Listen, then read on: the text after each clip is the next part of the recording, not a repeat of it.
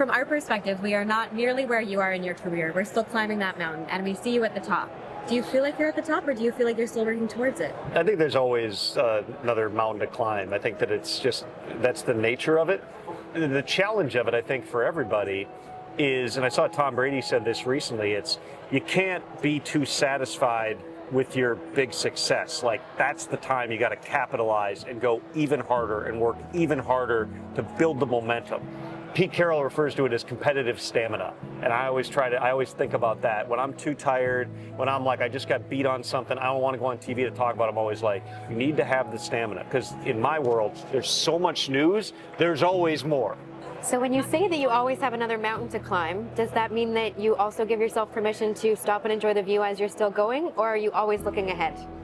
I would say I try to give myself that opportunity, and I try to enjoy certain moments, because you never know where the amazing thing's going to happen in your life either. From a career perspective, I had one just the other day where I'm the sideline reporter for the Senior Bowl in Mobile, and it was a great game and there was a comeback win, but the winning touchdown was thrown to a guy named Jack Besh, whose brother Tiger had been killed in the terror attack on Bourbon Street 1 month to the day before.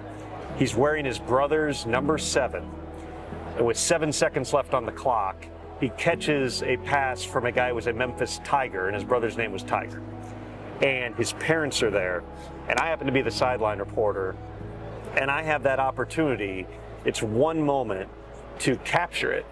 And I'm not going to sit here and say I did the perfect job or I worded the questions perfectly, but all I'm trying to think is, how do you have empathy for the person you're talking to, the right tone, and understanding that this is also going to impact so many other people watching it, and watching it back. I was absolutely amazed by Jack Bash.